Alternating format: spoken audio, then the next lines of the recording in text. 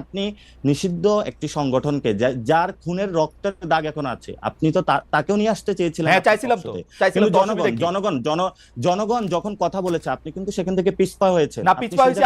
আপনারা মামলা করার হুমকি দিছেন, মামলা করার হুমকি দিছেন।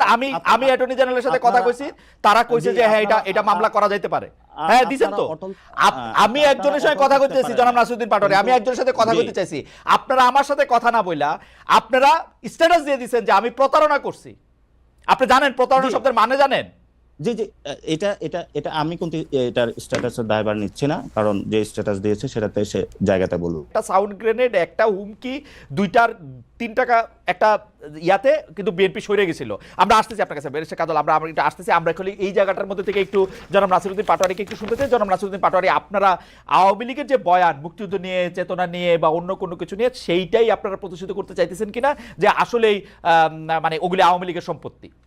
এবং আমি ব্যারিস্টার ফুয়াদের কথাও বলতে চাই যে বিজয় দিবস মানি না, দরকার নাই, নতুন বিজয় দিবস খুঁজি, জাতীয় সঙ্গীত চেঞ্জ করি, জয় বাংলা ভালো না, ইত্যাদি আর কি। না, প্রথমত হলো মুক্তিযুদ্ধের অপমান করি।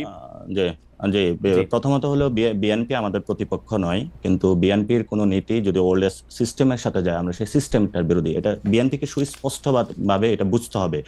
এবং বিএনপির এই আন্দোলনে অংশগ্রহণ ছিল, বিভিন্ন জায়গা থেকে তাদের সাপোর্ট দিয়েছিল, সেটা তারা অনেকে আন্দোলনে অংশগ্রহণ করেছিল, তাদের কর্মীবৃন্দ। কিন্তু বিএনপির এটা বুঝতে হবে যে দলীয়ভাবে তারা কিন্তু অংশগ্রহণ করে নাই। অনেক ছিল বিএনপি নেতা, তাদের বাচ্চারা হলো তার বাপের নির্দেশ অমান্য করেই মাঠে চলে এসেছিল।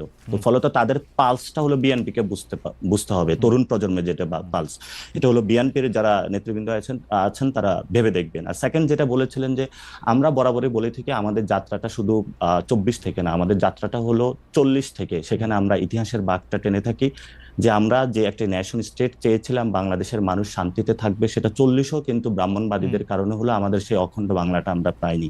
আমরা 71-এ যে মুজিববাদী দিল্লির এক্সটেনশন সরকার প্রতিষ্ঠিত হয়েছিল, পরবর্তীতে 72-এর দিক থেকে জনগণের আকাঙ্ক্ষার সাথে কিন্তু তারা বেইমানি করেছিল।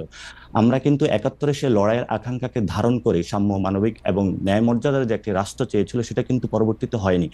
আমরা সেই জায়গা থেকে 71 এবং 24-এর একটি সংশ্লেষণ ঘটাতে চাই, এবং যারা এই বিষয় নিয়ে বিতর্ক সৃষ্টি করবে, আমরা মনে করি যে হয়তোবা তাদের কোনো হীন উদ্দেশ্য রয়েছে এবং এটা বাংলাদেশে একটা বিভাজনের আবারও সেই রাজনীতিটা করতে চাচ্ছে। আমরা বরাবরই বলে থাকি যে 71-এ বাঙালি মুসলমানদের যে লড়াইটা ছিল, সেটাকে মুজিববাদী সরকার ইন্ডিয়ার সাথে একসাথে মিলে কম্প্রোমাইজ করা হয়েছিল, এবং পরবর্তীতে আমরা দেখেছিলাম জনগণ কিন্তু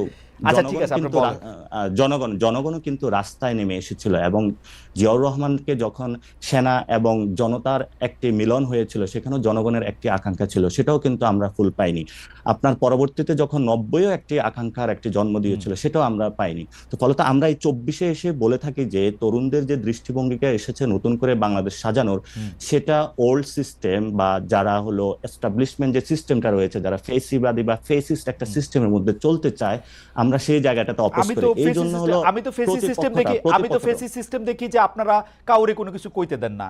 এই সরকারের আমলে কারো ইন্টারভিউ নিতে গেলে 3 জন 3 জায়গায় দেয়া লেখে এ প্রতারণা করছে, এইটা করছে। আপনারা তো কারো কথাই শুনতে চান না।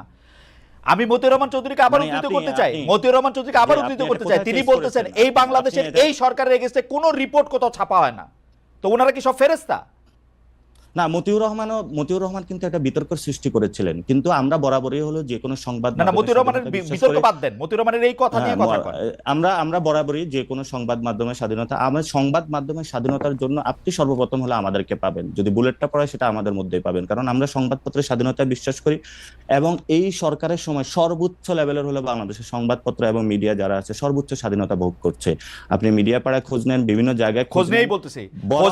আমি আপনার একটা তথ্য দিই, জনাব নাসিরউদ্দিন পাটোয়ারী, আপনাদের সমন্বয়কদের একজন জনাব হাসনাত, তিনি একটা টেলিভিশনের মালিকের ভবনে গিয়ে একটা লিস্ট ধরায় আসছেন যে এই 10 জনকে বাদ দিতে হবে, নাইলে সময় টিভি থাকবে না, ওইটাকে ইয়া করা হবে। খালিদ ভাই, আপনার তো তাহলে মিডিয়া পাড়ায় অনেক বন্ধু বান্ধব রয়েছে, মিডিয়াগুলো কারা দখল করেছে, সেই মিডিয়াগুলোর ভূমিকা কি ছিল? এখন দখল করছে বিএনপি লোকেরা।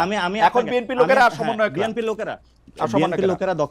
বিএনপি লোকেরা দখল করছে, সমন্বয়করা দখল করে নাই। কিন্তু আজকে আজকে বাংলাদেশে যে 3টি মাস হয়েছে এই পর্যন্ত মিডিয়াগুলো কেন রিপোর্ট প্রকাশ করে নাই? সেই সময়ে গণ অভ্যুত্থানের এই পর্যন্ত কোনো মিডিয়ার মাধ্যমে কোনো একটা রিকশাওয়ালা যার ছেলেটা আহত হয়েছে, গুলিতে শহীদ হয়েছে, কোনো একটা রিপোর্ট আপনি পড়েন নাই সেই পত্রিকা, মিডিয়াগুলো আপনি পত্রিকা পড়েন না, হাজার হাজার রিপোর্ট আছে, হাজার হাজার রিপোর্ট আছে।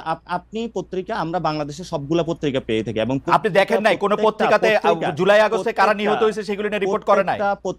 প্রত্যেকটা পত্রিকা আমরা টু দা পয়েন্টে পড়ে থাকি। এবং জুলাই আগস্টে কে রিপোর্ট, এই জুলাই আগস্টে হত্যাকাণ্ড নিয়ে রিপোর্ট করে নাই পত্রিকা? খালিদ ভাই, আপনি বাংলাদেশের মিডিয়া পাড়ায় এখন যা চলছে আপনি এখনো দেখবেন, বাংলাদেশের মিডিয়া পাড়ায় এখনো এই গণ অভ্যুত্থানের পরেও কিন্তু আওয়ামী লীগের সংবাদ প্রচার হয়েছিল, এখনো কিন্তু বিভিন্ন জায়গায় আওয়ামী লীগের হলো গোপন বার্তা প্রচারিত হচ্ছে। ওই বিষয়গুলো আপনাদের কোনো অবজারভেশনে না? অবশ্যই অবজারভেশন আছে। আপনি কি মনে করেন যে শেখ হাসিনা গণভবনে থাইকা এসএসএফ লইয়া এতগুলি ইন্দুর এতগুলি বান্দর লইয়া ক্ষমতায় টিকতে পারে না, হেলিকপ্টারে চলে গেছে? আপনার কাছে কি মনে হয় গোপন বার্তা 2টা দিলে পত্রিকা প্রকাশিত হইলে আপনাকে চলে যাবে, শেখ হাসিনা আবার আইসা পড়বে ক্ষমতায়? এই আপনাদের ধারণা? সংবাদ মাধ্যমে শেখ হাসিনা বক্তব্য প্রকাশের অসুবিধা কি? শেখ হাসিনা আসার বিষয় না, আসার বিষয়টা যখন আপনি নিষিদ্ধ একটি সংগঠনকে, যার খুনের রক্তের দাগ এখন আছে, আপনি তো তাকেও নিয়ে আসতে চেয়েছিলেন। হ্যাঁ, চাইছিলাম তো। জনগণ যখন কথা বলেছে আপনি কিন্তু সেখান থেকে পিছপা হয়েছে না? পিছপা হয়েছে আপনারা মামলা করার হুমকি দিবেন, মামলা করার হুমকি দিবেন। আমি অ্যাটর্নি জেনারেলের সাথে কথা কইছি, তারা কইছে যে হ্যাঁ এটা মামলা করা যাইতে পারে। হ্যাঁ, দিবেন তো। আমি একজনের সাথে কথা কইতেছি, জনাব নাসিরউদ্দিন পাটোয়ারি, আমি একজনের সাথে কথা কইতে চাইছি, আপনারা আমার সাথে কথা না বইলা আপনারা স্ট্যাটাস দিয়ে দিবেন যে আমি প্রতারণা করছি। আপনি জানেন প্রতারণা শব্দের মানে জানেন? জি জি, এটা আমি কিন্তু এটার স্ট্যাটাসের দায়ভার নিচ্ছি না, কারণ যে স্ট্যাটাস দিয়েছে সেটাতে সে জায়গাতে বলবো। কিন্তু আমরা স্পষ্টত যেটা দেখি, ক্যাম্পাসে আমরা যাদের হাতে মাইর খেয়েছি, যারা আমাদের প্রতিনিয়ত পিঠাইছে, যারা প্রতিনিয়ত যাদের হাতে হলো খুনের, আমি ওরে নিয়ে আইসা কোলে বসে আদর করতাম, এরকম আপনার ধারণা? না না না না না না, আপনি কোলে নিয়ে আইসা আদর করেন, আর অথবা ও আইসা কথা বললে সব লোক আপনাদের বিরুদ্ধে চলে যেত। তাহলে আপনার সাথে তো তাদের সাথে যোগাযোগ আছে। আমার সাথে যোগাযোগ নাই, যোগাযোগ থাকতে হয় না। 50টা জায়গায় আপনাদের সাথে যোগাযোগ আছে, এবং সেই জায়গাতে বাংলাদেশের ইন্টেলিজেন্সকে একটু হেল্প করবেন, কিভাবে তাদেরকে ফিরিয়ে এনে এই শিখছেন, দাবিতে হলো বিচারের, এই শিখছেন আপনারা জার্নালিজম, যে আমরা আমাদের সাথে আওয়ামী লীগের লোক যোগাযোগ করলে আমরা ইন্টেলিজেন্সে তাদের নাম্বার দিয়ে দিব। এই হচ্ছে আপনাদের জার্নালিজম সম্পর্কে ধারণা। এটা হলো আমাদের জার্নালিজম ধারণা না, এটা হলো যে জায়গা থেকে খুনের বার্তা গেলে তারা আসুক বিভিন্ন জায়গায়, তারা মাঠে দাঁড়াক।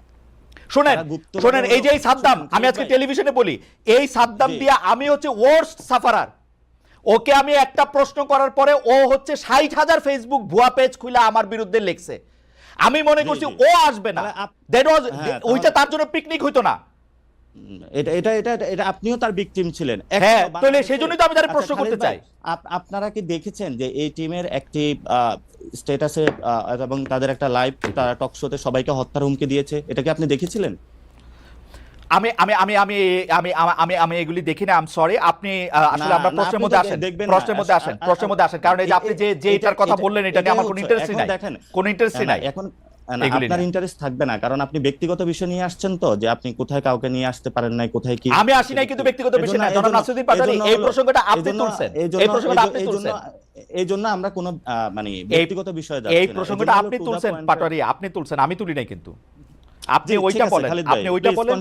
হ্যাঁ, আমি যেটা বলতে চাইতেছি, আমি যেটা বলতে চাইতেছি সেটা হচ্ছে যে এই মুক্তিযুদ্ধের বিপক্ষের যে বয়ানটা, যেমন এইটার ক্ষেত্রে নাগরিক যারা আপনারা আছেন, নাগরিক কমিটি, তারা আসলে অবস্থানটা কি নিতেছেন সেটা একটু আমাদের বলবেন। যে আমরা দেখতে পাচ্ছি যে একজন মুক্তিযোদ্ধা, আমি আসলে মুক্তিযোদ্ধারা বলে না, যে কোনো লোককেই আসলে অপমান করা, তাকে গলায় জুতার মালা দেওয়া এবং কোনো একটা কারো ছত্রছায়া এটা করা, এটার বিপক্ষে আপনি যদি 2 লাইনে একটু বলতেন যে এই জিনিসটা নিয়ে আপনি আসলে কিভাবে দেখতেছেন। না, প্রথমত আমরা বলি যে মুক্তিযুদ্ধের যে আকাঙ্ক্ষাটা ছিল, 71-এর মানুষ যে জন্য যুদ্ধে ঝাঁপিয়ে পড়েছিল, সেটা তো ব্যাহত হয়েছিল, এবং গত 53 বছরে বিভিন্ন দল ছিল, সেনা শাসন ছিল, বিভিন্ন বড় বড় কিংস পার্টি তারা ক্ষমতায় ছিল, এবং সেখানে তারা কিন্তু মুক্তিযুদ্ধের এই বিষয়গুলো এই পর্যন্ত কিন্তু যে দলে এসেছে তারা কিন্তু মুক্তিযোদ্ধা বানিয়েছে, এবং সেই জায়গাতে মানুষের প্রতি কিন্তু মুক্তিযুদ্ধের প্রতি একটা বীতশ্রদ্ধা তৈরি হয়েছিল, কারণ কে আসল কে নকল বোঝা যাচ্ছে না। ফলে তো আমরা যে জায়গাতে বক্তব্য রাখি সেটা হলো মুক্তিযুদ্ধের যে রিয়েল কোর স্পিরিটটা, সাম্য, মানবিক মর্যাদা এবং ন্যায় বিচার, সেই জিনিসটা আমরা ধারণ করি। সেই জিনিসটা ধারণ করে বলেই কিন্তু আমরা 24-এ উঠে দাঁড়িয়েছি এবং 24-এ সেই আবেদনের ভিত্তিতেই কিন্তু আমরা মাঠে রক্ত দিয়েছি।